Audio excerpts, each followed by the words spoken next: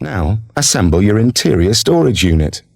Once the storage unit has been assembled, secure the unit to the wall using the fixing blocks supplied with your unit. Fix your hanger rail brackets at the required height. Measure the gap between the unit and the wall, allowing for 2 mm clearance. Then, just cut the bar to size using a hacksaw.